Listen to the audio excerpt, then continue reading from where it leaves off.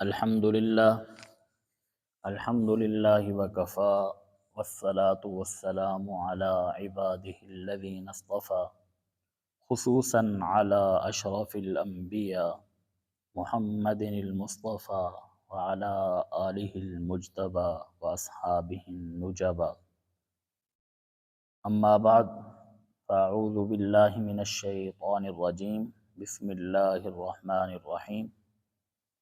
وعد الله الذين آمنوا منكم وعملوا الصالحات ليستخلفنهم في الأرض كما استخلف الذين من قبلهم وقال تعالى في مقام آخر الذين إن مكناهم في الأرض أقاموا الصلاة وفي مقام آخر وإذ تأذن ربكم لئن شكرتم لأزيدنكم ولئن كفرتم إن عذابي لشديد صدق اللہ العظیم وبلغنا رسوله النبی الأمی الکریم ونحن على ذلك لمن الشاہدین والشاکرین والحمد للہ رب العالمین اللہم صلی علی سیدنا ومولانا محمد وعلى آل سیدنا ومولانا محمد وبارک وسلم صلی علیہ۔ میرے انتہائی واجب الاحترام بزرگوں، دوستوں اور بھائیوں، اگست کا مہینہ شروع ہو چکا ہے اور چند دن بعد 14 اگست جو یوم آزادی کے طور پہ منایا جاتا ہے وہ آنے والا ہے۔ تو اس حوالے سے ارادہ ہوا کہ یوم آزادی کے حوالے سے چند باتیں عرض کر دی جائیں کہ اس آزادی کی قدر و قیمت کیا ہے اور اس آزادی کا مقصد کیا تھا، اور ہمارے آباء و اجداد نے اس آزادی کے حصول کے لیے کتنی بڑی قربانیاں دیں، کیسے لاکھوں لوگ اپنی جانوں سے ہاتھ دھو بیٹھے اور لاکھوں لوگ ان کو گھروں سے بے گھر ہونا پڑا، اور لاکھوں ہماری ماؤں، بہنوں اور بیٹیوں کی عزت سے کھیلا گیا۔ تو کتنی قربانیوں کے بعد ہمیں یہ آزاد ملک مملکت پاکستان ہمیں ملا اور معرض وجود میں آیا۔ اب اس آزادی کے تقاضے کیا ہیں؟ تو یہ سارا کچھ ایک تفصیل طلب ایک موضوع ہے، مختصر میں عرض کرتا ہوں۔ لیکن افسوس یہ ہے کہ آج کل جو ہی اگست کا مہینہ شروع ہوتا ہے تو ہر طرف پٹاخے بجنا، باجے بجنا شروع ہو جاتے ہیں، موٹر بائکس کے سائلنسر نکال لیے جاتے ہیں، گانے اور میوزک چلنا شروع ہو جاتے ہیں، اور آہستہ آہستہ ہماری نوجوان نسل اس چیز سے غافل ہو رہی ہے کہ پاکستان بنانے کا مقصد کیا تھا۔ وہ یہ سمجھ رہے ہوتے ہیں کہ یہ بس شور شرابے کے لیے یہ ملک بنایا گیا، عیش و عشرت کرنے کے لیے بنایا گیا، ناچ گانے کے لیے بنایا گیا، گانے بجانے اور باجے بجانے کے لیے بنایا گیا، اور عیاشی اور لوٹ مار کے لیے بنایا گیا، اور ہم ہر چیز سے آزاد ہو گئے، ایمان سے بھی آزاد ہو گئے، شرم و حیا سے بھی آزاد ہو گئے، غیرت سے بھی آزاد ہو گئے، اور ہمیں کوئی پوچھنے والا نہیں۔ یہ آزادی کا مطلب ہے۔ اس میں کوئی شک نہیں ہے کہ آزادی ایک بہت بڑی نعمت ہے، اور یہ اللہ تعالیٰ کا بہت بڑا انعام اور احسان ہے کسی قوم کے اوپر کہ اللہ تعالیٰ اس کو غلامی سے نکال کے آزادی کی زندگی عطا کر دے۔ اگر اس آزادی جیسی نعمت کا ہمیں ابھی بھی ادراک اور احساس نہیں ہے تو ہم دیکھیں جو لوگ محکوم بنے ہوئے ہیں تو ان کی کیا حالت ہے، وہ کس ذلت اور پریشانی کی زندگی گزار رہے ہیں۔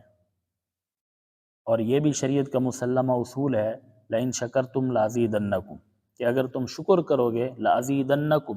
اللہ تعالیٰ تمہیں اور زیادہ دے گا، اس نعمت میں اور زیادہ اضافہ کر دیں گے، برکت ڈال دیں گے اور اس کو پھیلا دیں گے۔ وَلَئِن كَفَرْتُمْ، لیکن اگر تم ناشکری کرو گے تو اس کا مفہوم مخالف یہ نکلتا ہے کہ ناشکری سے اللہ تعالیٰ اس نعمت کو چھین لیتے ہیں، اس نعمت سے برکت اٹھا لیتے ہیں، اور اس نعمت سے لوگ فائدہ حاصل نہیں کر پاتے۔ اب یہ آیت بڑی مشہور ہے، وَإِذْ تَأَذَّنَ رَبُّكُمْ لَئِن شَكَرْتُمْ لَأَزِيدَنَّكُمْ، ہر جگہ لکھی ہوئی بھی ہوتی ہے، لوگ اسے کوٹ بھی کرتے ہیں، بیان کرتے ہیں اور لکھتے بھی ہیں۔ لیکن اگر اس آیت کا ہم سیاق و سباق دیکھیں تو یہ جو شکر کی بات اللہ تعالیٰ فرما رہے ہیں یہ بھی آزادی جیسی نعمت اور انعام کے اوپر فرما رہے ہیں۔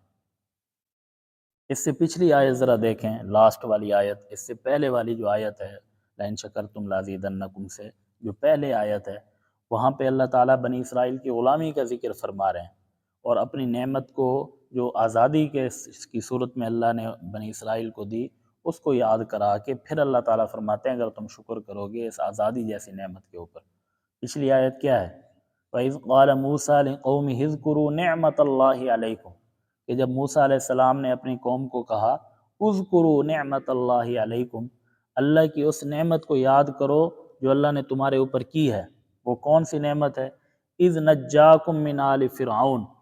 کہ جب اس نے تمہیں فرعون والوں سے نجات دی، یسومونکم سوء العذاب، جو تمہیں بہت برا عذاب چکھاتے تھے، بہت برے طریقے سے عذاب دیتے تھے۔ وہ کیا تھا؟ یذبحون ابناءکم ویستحیون نساءکم،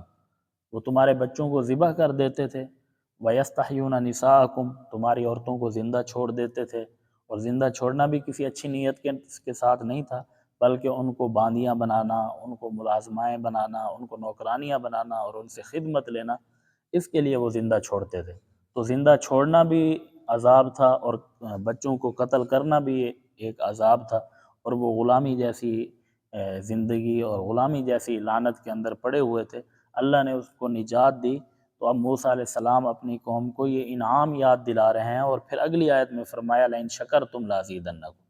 اگر تم شکر کرو گے تو اللہ تعالیٰ اس نعمت میں اور اضافہ کرے گا۔ اب ہمیں بھی آزادی ملی ہے، تو کیا یہ آیت ہمارے لیے نہیں ہے کہ اللہ نے جب ہمیں آزادی جیسی نعمت دی ہے تو ہم اللہ کا شکر ادا کریں؟ اور شکر ادا کرنا یہ نہیں ہے کہ ہم زبان سے کہتے رہیں کہ یا اللہ تیرا شکر ہے، یا اللہ تیرا شکر ہے، نہیں۔ یا ناشکری یہ نہیں ہے کہ ہم زبان سے کہیں یا اللہ ہم تیری ناشکری کرتے ہیں، تیری اس نعمت کو نہیں مانتے، نہیں، بلکہ شکر اور ناشکری کا جو فلسفہ قرآن میں اللہ نے بیان کیا ہے وہ ہے کہ شکر کا مطلب اللہ تعالیٰ کی اطاعت اور فرما برداری، اور ناشکری کا مطلب ہے اللہ تعالیٰ کی نافرمانی۔ تو اللہ تعالیٰ نے اس پر باقاعدہ مثال بیان کی، فرمایا ضرب اللہ مثلا قریۃ کانت آمنۃ مطمئنہ، کہ اللہ تعالیٰ ایک مثال بیان کرتا ہے ایک بستی کی، ایک قوم کی، کانت آمنۃ مطمئنہ، جو بڑی امن والی تھی، بڑی اطمینان والی تھی، یاتیہا رزقہا رغدا من کل مکان، ہر طرف سے ان کے پاس رزق آتا تھا بڑے وسعت کے ساتھ، کھلے طریقے کے ساتھ، رغدا من کل مکان، بڑے وسیع طریقے سے۔ تو یہاں پر دو چیزیں اللہ نے ذکر کی ہے، پہلے نمبر پہ آمنۃ مطمئنہ، کہ وہ بستی پرامن تھی، امن کا گہوارہ تھی۔ دوسری یاتیہا رزقہا رغدا، ان کے پاس جو رزق آتا تھا، تو اس کا مطلب ہے کہ ان کی معیشت بڑی مضبوط اور مستحکم تھی۔ تو کسی بھی معاشرے کی ترقی کے لیے، کسی بھی شہر کے فائدے کے لیے یہ دو بنیادی چیزیں ہوتی ہیں، ایک امن اور دوسرا مستحکم معیشت۔ اور مزے کی بات یہ ہے کہ یہ دونوں چیزیں ایک دوسرے کے لیے لازم و ملزوم ہیں، اگر ایک ہوگی تو آٹومیٹک خود بخود دوسری بھی موجود ہوگی، اگر دوسری ہوگی تو آٹومیٹک پہلی بھی موجود ہوگی۔ مطلب یہ ہے کہ جہاں پہ امن ہوگا وہاں پہ معاشی استحکام ہوگا، اور جہاں پہ معاشی استحکام ہوگا وہاں خود بخود ہی امن ہو جائے گا۔ یہ نہیں ہو سکتا کہ کسی شہر میں امن ہو اور وہاں پہ لوگ بدحال ہوں، ان کی معیشت خراب ہو، یہ ہو ہی نہیں سکتا۔ اور یہ بھی نہیں ہو سکتا کہ کسی شہر میں لوگ معاشی طور پہ تو مستحکم ہوں لیکن وہاں پہ بد امنی ہو۔ کیوں؟ کہ یہ دونوں ایک دوسرے کا سبب ہیں، بد امنی سبب ہے بدحالی کا، اور بدحالی سبب ہے یعنی معیشت کا خراب ہونا، یہ سبب ہے بد امنی کا، کہ جب لوگوں کی معیشت خراب ہوگی، کھانے پینے کے لیے کچھ نہیں ہوگا، ان کو اپنی ضروریات پوری کرنے کے لیے پھر کچھ جرائم کرنا پڑیں گے، چوری کرنی پڑے گی، ڈکیتی کرنی پڑے گی، کسی کو قتل کرنا پڑے گا، یا کوئی ناجائز کام کرنے کے لیے کوئی ان کو وقتی طور پہ کوئی فائدہ دے گا، جیسے کرائے پہ مجرم مل جاتے ہیں۔ تو یہ ساری چیزیں پھر آ جاتی ہیں اس معاشرے کے اندر، جس معاشرے کے اندر معیشت خراب ہو جائے، معاشی استحکام ختم ہو جائے۔ تو اللہ تعالیٰ نے بھی اس بستی کے اوپر جو دو انعام کیے تھے، ایک امن اور دوسرا معاشی استحکام، مضبوط معیشت، وہ انعام اللہ تعالیٰ یاد دلا رہے ہیں۔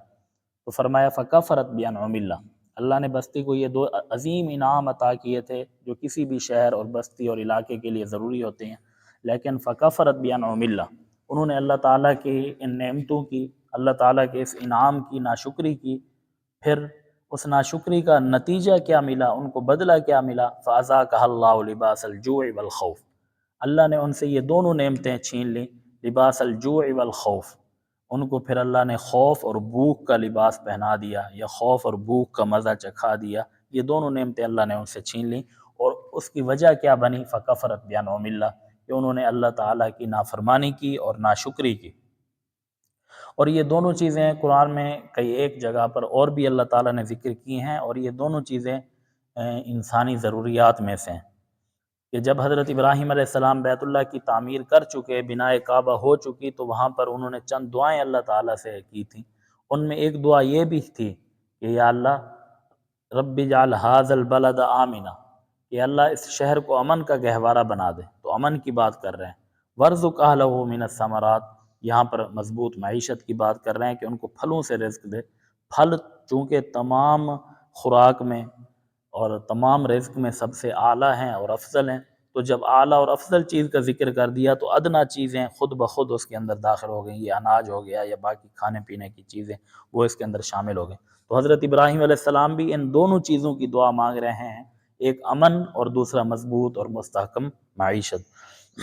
اور یہی انعام اللہ تعالیٰ نے قریش کو بھی یاد دلایا۔ سورہ قریش کے اندر یہ بات ہمیں ملتی ہے کہ جب ابرہہ کا لشکر تباہ و برباد ہوا، سورہ فیل میں اس کا ذکر ہے، مشہور واقعہ ہے، آپ نے سنا ہوگا، پڑھا ہوگا، وقت مختصر ہے کہ جب ابرہہ لشکر لے کے آیا، بڑا طاقتور تھا، اور ایک بڑا طاقتور لشکر بھی لے کے آیا، ہاتھیوں کا لشکر، تو ہاتھی اس وقت ایک بڑی طاقت کی علامت سمجھی جاتی تھی۔ تو قریش نے ہاتھ کھڑا کر دیے کہ ہم اس طاقتور لشکر کا مقابلہ نہیں کر سکتے، اللہ تعالیٰ اپنے گھر کی حفاظت خود کرے گا۔ اور پھر اللہ نے اپنے گھر کی حفاظت کی، اور ترمیہم بحجارہ، اس لشکر کے اوپر اللہ نے پتھر برسائے جس سے وہ تباہ و برباد ہو گیا۔ ایک عظیم الشان تاریخی واقعہ تھا، اور جس سال یہ واقعہ پیش آیا اس سال کو عام الفیل کے نام سے یاد کیا جاتا ہے، مطلب ہاتھیوں والا سال۔ اور یہ آپ نے بھی سنا ہوگا کہ پہلے زمانے میں کیلنڈر اتنا زیادہ رائج نہیں تھا، لوگ یہ کیلنڈر کے حساب سے نہیں دن رکھتے تھے، جیسے آج کل کوئی پیدا ہوتا ہے تو یاد کر لیتے ہیں بھی یہ 2012 کو پیدا ہوا، یہ 2011 کو پیدا ہوا، 2010 میں یہ پیدا ہوا، یا 2010 میں یا 2008 میں یہ کام ہوا۔ پہلے زمانے میں کیلنڈر بہت کم اس کا رواج تھا،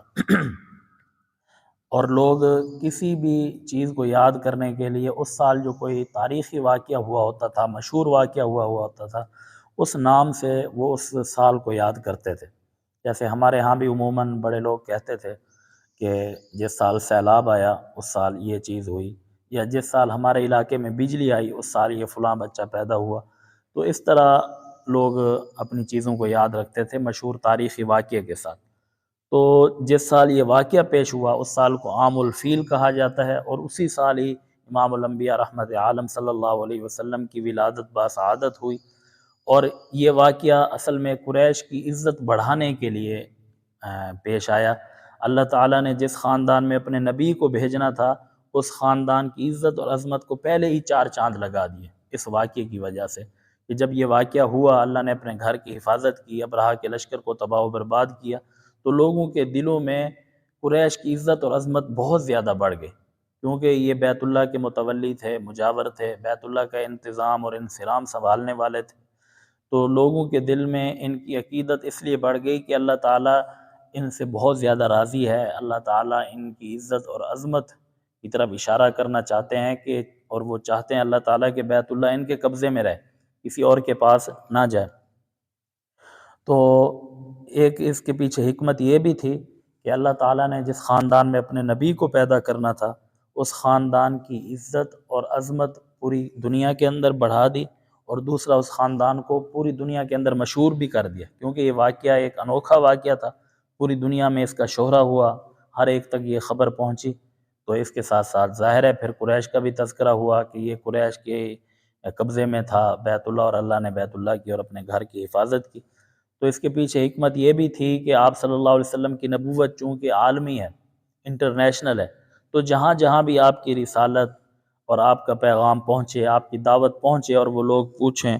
کہ یہ کس خاندان سے ہے یہ نبی، اور ان کو بتایا جائے جب یہ کہ یہ قریش کے خاندان سے ہے، تو قریش کا تعارف پہلے سے موجود ہو۔ تو خیر اللہ تعالیٰ نے انعام یاد دلایا کہ اس واقعے کے بعد جب قریش کی عزت لوگوں کے دلوں میں بڑھ گئی تو اب یہ مزے سے جاتے، یمن کا سفر کرتے، شام کا سفر کرتے، تجارت کرتے، کوئی ان کے ساتھ لوٹ مار نہیں کرتا تھا، کوئی ان کے ساتھ زیادتی نہیں کرتا تھا، کیونکہ لوگوں کے دلوں میں ان کے لیے عقیدت اور محبت تھی، عزت اور احترام تھا، جس کی وجہ سے ان کو اللہ تعالیٰ نے انعام جو یاد دلایا کہ اس انعام پر اللہ نے مطالبہ بھی کیا، ڈیمانڈ بھی کی کہ میں نے تمہیں یہ انعام دیا، اب تمہارا حق بنتا ہے کہ فَلْيَعْبُدُوا رَبَّ هَذَا الْبَيْتِ، اس گھر کے رب کی عبادت کرو، الَّذِي أَطْعَمَهُم مِّن جُوع، جس رب نے تمہیں بھوک سے کھانا کھلایا، وَآمَنَهُم مِّن خوف، اور خوف سے امن دیا۔ دو ہی چیزیں ہیں، ایک اطعمہم من جوع، بھوک سے کھانا کھلایا، مطلب یہ ہے کہ تمہاری معیشت وہ مستحکم اور مضبوط کر دے، اور دوسرا وآمنہم من خوف، کہ تمہیں بد امنی سے امن والی زندگی عطا کی۔ تو اب اس انعام کا نتیجہ یہ ہے، اس کا بدلہ یہ ہے کہ تم اس گھر کے رب کی عبادت کرو، شرک اور اللہ کی نافرمانی سے بچ جاؤ۔ تو یہ آزادی ایک بہت بڑی نعمت ہے، اس پر ہمیں اللہ تعالیٰ کا شکر ادا کرنا چاہیے، اور شکر کیسے ادا ہوگا کہ جب ہم اللہ تعالیٰ کی فرما برداری اور اطاعت کریں گے۔ اور اس پر اللہ تعالیٰ نے بنی اسرائیل کا واقعہ اور جگہ بھی سورۃ البقرہ کے اندر ذکر فرمایا ہے، وقت مختصر ہے، کہ جب فرعون کو اللہ نے غرق کیا اور بنی اسرائیل کو غلامی جیسی لعنت سے اور اس مشقت والی زندگی سے جب اللہ نے نجات عطا فرمائی، اور خود اللہ نے اس کا ذکر بھی فرمایا کہ وَنُرِيدُ أَن نَّمُنَّ عَلَى الَّذِينَ اسْتُضْعِفُوا فِي الْأَرْضِ، کہ جب ہم نے ارادہ کیا کہ ہم ان لوگوں کے اوپر احسان کریں جو زمین کے اندر مستضعفین ہیں، کمزور لوگ ہیں، غلامی کی چکی میں پس رہے ہیں، ان کے اوپر ہم انعام کریں، احسان کریں، تو پھر اللہ نے ان کو فرعون کے ظلم و ستم سے، فرعون کی غلامی سے نجات دی، فرعون کو غرق کر دیا۔ جب فرعون غرق ہو گیا تو اللہ تعالیٰ مزید انعام کرنا چاہتے تھے، اور بنی اسرائیل کو حکم دیا کہ سامنے ایک شہر آ رہا ہے، وہ میں تمہیں بطور تحفہ اور بغیر لڑائی اور بغیر قتال کے تمہیں بطور گفٹ دے رہا ہوں، لیکن ایک شرط ہے کہ وَادْخُلُوا الْبَابَ سُجَّدًا، جب تم اس شہر میں داخل ہو جاؤ تو عاجزی اور انکساری کے ساتھ سر جھکا کے اللہ تعالیٰ کا شکر ادا کر کے داخل ہونا ہے کہ اللہ نے تمہیں ایک شہر عطا کیا ہے بغیر محنت کے، بغیر قتال اور بغیر لڑائی کے۔ اب یہ اللہ کی طرف سے ایک انعام تھا، جو شہر ان کو مل رہا تھا وہ بڑا خوشحال شہر تھا، کھانے پینے کی فراوانی تھی، ہر چیز وافر مقدار میں موجود تھی۔ اللہ تعالیٰ نے اس شہر کے رہنے والے جو لوگ تھے ان کے دلوں میں یہ بات ڈال دی، اور بنی اسرائیل کا رعب اور بنی اسرائیل کی ہیبت ان کے اوپر طاری کر دی کہ اب بنی اسرائیل اتنے طاقتور ہو گئے ہیں کہ انہوں نے فرعون جیسے بادشاہ کو شکست دی ہے اور اس کو غرق کر دیا ہے، اور وہ اب ہمارے شہر کا رخ کر رہے ہیں، ہماری طرف آ رہے ہیں اور ہمارے اوپر حملہ آور ہونے والے ہیں۔ تو رعب اللہ نے ایسا ڈالا کہ وہ سب کو چھوڑ چھاڑ کے، دکانیں کھلی ہوئی تھیں، کھانے پینے کی چیزیں رکھی ہوئی تھیں، وہ سب کو چھوڑ کے ڈر کے مارے وہ شہر چھوڑ کے بھاگ گئے۔ تو اللہ نے فرمایا کہ بغیر لڑائی اور بغیر قتال کے یہ شہر ہم تمہیں دے رہے ہیں، تو تم عاجزی اور سر جھکا کر اس میں داخل ہونا۔ لیکن ان کی غیر سنجیدگی اور ان کی نافرمانی، چونکہ کافی عرصہ غلامی کی زندگی انہوں نے گزاری تھی، تو ذہن کچھ نہ کچھ اب بھی وہی غلامانہ تھا، حالانکہ اللہ تعالیٰ کے جلیل القدر اور عظیم الشان، جلال والے اور وجاہت والے پیغمبر حضرت موسیٰ علیہ السلام بھی ان کے اندر موجود تھے، لیکن انہوں نے ان کی بھی پرواہ نہیں کی، اور غیر سنجیدہ گفتگو کرتے ہوئے، گپ شپ کرتے ہوئے، لاپرواہی کے ساتھ اس شہر میں داخل ہوئے۔ اور اللہ نے اس کو بھی ذکر کیا کہ فَبَدَّلَ الَّذِينَ ظَلَمُوا قَوْلًا غَيْرَ الَّذِي قِيلَ لَهُمْ، کہ ظالموں نے اس چیز کو تبدیل کر دیا، اس حکم کو تبدیل کر دیا جو ان کو کہا گیا تھا، تو فَأَنزَلْنَا عَلَى الَّذِينَ ظَلَمُوا، پھر ہم نے ان کے اوپر نازل کیا، ان ظالموں کے اوپر رِجْزًا مِّنَ السَّمَاءِ، آسمان سے ایک آفت، مصیبت اور ایک ذلت، بِمَا كَانُوا يَفْسُقُونَ، اس وجہ سے کہ انہوں نے فسق کیا، اللہ کی نافرمانی کی اور ناشکری کی، اور بلکہ اطاعت اور فرما برداری سے منہ موڑا، تو پھر ان کے ذلت کے دن یہاں سے شروع ہو گئے۔ حالانکہ اللہ تعالیٰ کا بہت بڑا انعام تھا، اس کے اوپر وہ اگر اللہ کا شکر ادا کرتے تو اللہ تعالیٰ انہیں مزید نوازتے، کیونکہ پیچھے اللہ نے یہی ذکر کیا کہ یہ آیت مشہور ہے لَإِن شَكَرْتُمْ لَأَزِيدَنَّكُمْ، لیکن اگر اس سے پچھلی والی آیت دیکھیں تو وہاں بنی اسرائیل کی آزادی کی بات ہو رہی ہے، اِذْ نَجَّاكُم مِّنْ آلِ فِرْعَوْنَ يَصُومُونَكُمْ سُوءَ الْعَذَابِ يُذَبِّحُونَ أَبْنَاءَكُمْ وَيَسْتَحْيُونَ نِسَاءَكُمْ، کہ اللہ کی اس نعمت کو یاد کرو کہ جس نے تمہیں فرعون سے نجات دی، اس کے ظلم و ستم سے بچایا۔ تو یہ بنی اسرائیل کی حالت تھی کہ اللہ نے ایک چیز انعام اور نعمت کے طور پہ انہیں دی، لیکن انہوں نے ناشکری کی، تو اللہ تعالیٰ کی ناراضگی کا کہ وہ مستحق ٹھہرے۔ اس کے مقابلے میں ہمارے نبی صلی اللہ علیہ وسلم کا اسوہ حسنہ ہمارے لیے کیا ہے؟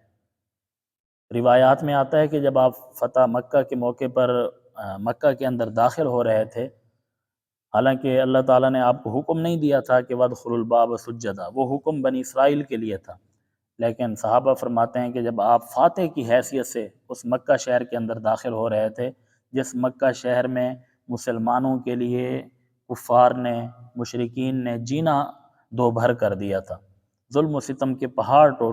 توڑ دیے گئے، اب اس شہر کے اندر داخل ہو رہے تھے تو کیا کیفیت ہونی تھی؟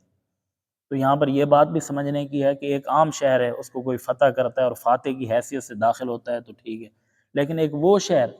جس شہر کے اندر اس کے اوپر ظلم و ستم ہوتا رہا ہو، اس کے ساتھیوں کو ہر قسم کی آزمائش میں مبتلا کیا جا رہا ہو، وہاں اگر اور اس کو نکلنے پر مجبور کر دیا گیا ہو،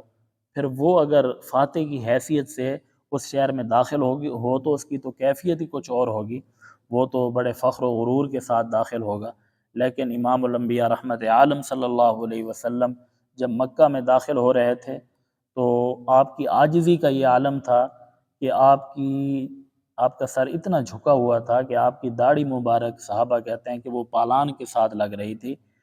اور اللہ تعالیٰ کا شکر ادا کرتے ہوئے داخل ہو رہے تھے، اور زبان کے اوپر یہ کلمات تھے کہ تمام تعریفیں اس اللہ کے لیے ہیں جس نے اپنے بندے کی مدد کی، جس نے اپنے وعدے کو سچا کر دکھایا اور باطل لشکر کو شکست سے دوچار کیا۔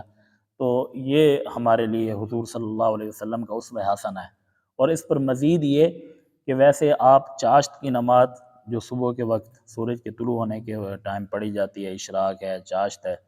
اور صبح کے وقت آپ مکے میں داخل ہوئے تھے تو عام طور پہ آپ چاشت کی جو نماز ہے وہ مختصر پڑھتے تھے، لیکن جب مکہ فتح ہوا تو اس وقت صحابہ کہتے ہیں کہ آپ مکے میں داخل ہوئے، غسل کیا، اور آپ نے چاشت کی جو نماز ادا کی وہ 8 رکعت چاشت کی نماز پڑھی، اور اتنا اس کے اندر لمبا قیام کیا، بہت زیادہ اس کے اندر اللہ سے دعا کی، اللہ تعالیٰ کا شکر ادا کیا۔ تو اللہ کے اس حکم پر گویا کہ وہ عمل پیرا تھے، فَلْيَعْبُدُوا رَبَّ هَٰذَا الْبَيْتِ، کہ اس گھر کے رب کی عبادت کرو کہ جس نے تمہیں یہ فتح دی ہے، تمہارے اوپر انعام کیا ہے اور یہ شہر تمہیں دیا ہے۔ تو یہ اللہ کے نبی صلی اللہ علیہ وسلم کا اسوہ حسنہ ہمارے لیے موجود ہے۔ تو اس لیے جب آزادی کا دن آتا ہے تو بجائے اس کے کہ ہم اس طرح کے کام کریں، غیر سنجیدہ حرکتیں کریں، بنی اسرائیل کی طرح باجے بجائیں، سیٹیاں بجائیں، شور شرابہ کریں، پٹاخے پھوڑیں، موٹر بائکس کے سیلنسر نکالیں، تو یہ اللہ کی نافرمانی کا سبب ہے، بلکہ اس موقع کے اوپر اللہ تعالیٰ کا شکر ادا کریں، اور وہ شکر کیا ہے وہ قرآن نے بتا دیا، فَلْيَعْبُدُوا رَبَّ هَٰذَا الْبَيْتِ، اس گھر کے رب کی عبادت کرو۔ تو اللہ کی عبادت کر کے ہی اللہ کا شکر ادا کیا جا سکتا ہے۔ تو یہاں پر میں یہ بھی عرض کر دوں کہ بحیثیت والدین یہ چند سالوں سے ہم دیکھ رہے ہیں کہ ہمارے معاشرے کے اندر، ہمارے علاقوں میں یہ وبا عام ہوتی جا رہی ہے کہ لوگ، بچے خاص طور پہ باجا لے آتے ہیں اور باجے بجاتے رہتے ہیں، ہر طرف شور شرابہ ہو رہا ہوتا ہے۔ تو والدین سے میں گزارش کروں گا کہ وہ اپنے بچوں کو ان چیزوں سے دور رکھیں، انہیں پیار سے سمجھائیں اور انہیں کسی مثبت سرگرمی میں، پازیٹیو ایکٹیویٹی میں مشغول کر دیں، درخت لگائیں، اور جن ہمارے آباء و اجداد نے قربانیاں دیں اسلام کے نظریے کے لیے، اسلام کے نظام کے لیے، ان کے لیے ہم دعا کریں، ایصال ثواب کا انتظام کریں، اور ہم یہ فکر کریں کہ اس آزادی کا مقصد کیا تھا، کیا وہ مقصد حاصل ہو گیا یا نہیں۔ اب اس آزادی کا مقصد تو تھا اسلام کا نظام، اسلام کے نظام کا نفاذ، کہ ہم دنیا کو ایک اسلام کا نظام نافذ کر کے دکھا سکیں کہ یہ ہے ایک اسلامی فلاحی ریاست جس کا ہم مطالبہ کر رہے تھے۔ صرف اس لیے پاکستان نہیں بنا تھا کہ یہاں ہم آزادی سے نماز پڑھ سکیں، زکوٰۃ دے دیں یا حج ادا کر سکیں، وہ تو وہاں بھی ہو رہا تھا، اب بھی کئی غیر مسلم ممالک میں بڑے اچھے طریقے سے یہ نظام چل رہا ہے، امریکہ کے اندر چلے جائیں، UK کے اندر چلے جائیں، وہاں پہ حکومت سیکیورٹی بھی فراہم کرتی ہے، نمازیں بھی ہو رہی ہیں، کسی نماز سے نہیں روکا جاتا، حج بھی وہاں سستے ہیں پاکستان کی بنسبت۔ ہندوستان کو دیکھ لیں، تمام تر خرابیوں کے ساتھ وہاں پہ حج پاکستان سے بہت سستا ہے۔ یہ نہیں کہ انہوں نے حج پہ پابندی لگا دی ہے کہ کوئی مسلمان حج کے لیے نہیں جائے گا۔ تو یہ عبادات ہم وہاں بھی کر رہے تھے۔ پاکستان بنانے کا مقصد کیا تھا؟ لا الہ الا اللہ، اور اس کے پیچھے ہمارے بڑوں نے جو قربانیاں دیں وہ اسلام کے نظام کا نفاذ تھا۔ تو ہم یہ غور کریں کہ کیا ہم نے اسلامی نظام نافذ کر دیا یا نہیں۔ اور یہ اسلامی نظام جو ہے یہ یوں سمجھ لیں کہ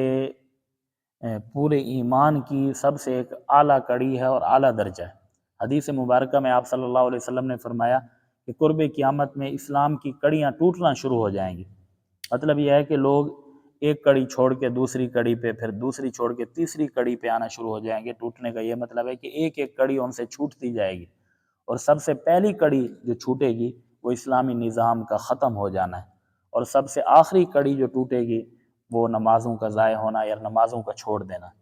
اب نمازی بھی کتنے فیصد رہ گئے؟ تو یہ نماز جسے ہم اسلام کی بنیاد سمجھتے ہیں، کفر اور ایمان میں فرق کرنے والی چیز نماز ہے، وہ اسلام کی سب سے آخری کڑی ہے، اور جو سب سے اعلیٰ اور افضل کڑی ہے اسلام کی، اوپر والی کڑی ہے، وہ اسلام کا نظام ہے۔ تو جس طرح امام الانبیاء صلی اللہ علیہ وسلم نے فرمایا تھا کہ سب سے پہلی کڑی جو لوگوں کے ہاتھ سے چھوٹے گی وہ اسلامی نظام کا ختم ہو جانا ہے، اور وہ ہم دیکھ رہے ہیں۔ اس کے لیے ہم یہ کوشش کریں، اسلامی نظام کے نفاذ کے لیے اللہ سے دعائیں کریں، اور ہمارے بڑوں نے جو قربانیاں دی ہیں ہم ان کے لیے اصال ثواب کریں، ان کے لیے دعائیں کریں، اور اللہ سے یہ بھی دعائیں کریں کہ یا اللہ ہمیں بھی کوئی ایسا حکمران دے دے حضرت موسیٰ علیہ السلام کی طرح، جو فرعون کے ظلم و ستم سے جس طرح انہوں نے اپنی قوم کو نجات دے دی، ہمیں بھی یہ جو ہمارے اس دور کے فرعون ہیں، چاہے وہ IMF کی صورت میں ہو، ورلڈ بینک کی صورت میں ہو، اقوام متحدہ کی صورت میں ہو، عالمی اسٹیبلشمنٹ کی صورت میں ہو، اللہ تعالیٰ ان سے ہمیں کوئی ایسا حکمران دے جس کے ذریعے اللہ تعالیٰ ہمیں ان سے نجات دے، ان کی غلامی سے ہمیں بچائے۔ اس میں سنت موسوی کیا ہے کہ جب حضرت موسیٰ علیہ السلام نے اپنی قوم کی آزادی کا مطالبہ کیا فرعون سے، اور فرمایا ان ارسل معی بنی اسرائیل، میرے ساتھ بنی اسرائیل کو بھیج دو، یعنی بنی اسرائیل کو اپنی غلامی سے نجات دے دو۔ آگے فرعون نے کہا الم نربک فینا ولیدا، کیا ہم نے تمہیں پالا پوسا نہیں ہے؟ کیا ہم نے تمہیں کھلایا پلایا نہیں ہے؟ ہم تمہیں کھلاتے پلاتے رہے ہیں، ہم تمہیں پالتے رہے ہیں، اب تم ہمارے سامنے بغاوت کی باتیں کر رہے ہو، ہماری جو ہے وہ حکم کی خلاف ورزی کر رہے ہو۔ تو آگے حضرت موسیٰ علیہ السلام نے جو جواب دیا، کاش ہمارے حکمرانوں کو بھی اللہ تعالیٰ یہ ہمت دیتا، اور وہ بھی IMF کے سامنے، اقوام متحدہ اور ورلڈ بینک کے سامنے یہ کہہ سکیں اور سنت موسوی پر عمل کریں جو حضرت موسیٰ علیہ السلام نے فرمایا تھا کہ مجھے پالنے پوسنے کا، کھلانے پلانے کا یہ مطلب تو نہیں کہ تم میری پوری قوم کو غلام بنا کے رکھ لو گے۔ تو اسی لیے ہم اللہ تعالیٰ سے یہ دعا کریں کہ اللہ تعالیٰ ہمیں نیک صالح حکمران عطا کرے، اور اللہ کا شکر ادا کریں اس آزادی کے اوپر۔ شکر کیسے ہوگا؟ وہ ایمان اور عمل صالح کے ساتھ، جس طرح قرآن میں اللہ نے فرمایا وعد اللہ الذین آمنوا منکم، اللہ کا وعدہ ہے تم میں سے ان لوگوں کے ساتھ آمنوا وعملوا الصالحات، جنہوں نے نیک عمل کیے اور ایمان لے آئے، لا یستخلفنہم فی الارض، تو اللہ تعالیٰ انہیں خلافت ارضی عطا کریں گے، زمین کے اوپر استخلاف عطا کریں گے، کما استخلف الذین من قبلہم، جیسا کہ تم سے پہلے والے لوگوں کو اللہ نے خلافت عطا کی۔ تو خلافت کسی بھی غلبے کی جو بنیاد ہے وہ یہ دو چیزیں ہیں، ایک ایمان اور ایک عمل صالح۔ اللہ تعالیٰ ہم سب کو اس آزادی جیسی نعمت پر شکر کرنے کی توفیق عطا فرمائے، اور اپنی نافرمانی سے بچائے، اور پاکستان کو اللہ تعالیٰ استحکام اور ترقی عطا فرمائے، اور اس پاکستان کے وطن عزیز کے جو دشمن ہیں، چاہے وہ اندر سے ہیں، اندرونی ہیں یا بیرونی ہیں، ان سب کو اللہ تعالیٰ تباہ و برباد کرے، اور ہمیں وہ حکمران دیں۔ ہم سیاسی وابستگی سے ہٹ کے بات کر رہے ہیں، اللہ تعالیٰ وہ حکمران دے جو ہمارے ملک کے خیر خواہ ہوں، عوام کے خیر خواہ ہوں، اور پاکستان کے بارے میں ان کی سوچ اچھی ہو، اور اللہ تعالیٰ پوری امت مسلمہ کو استحکام اور ترقی عطا فرمائے، خصوصاً ہمارے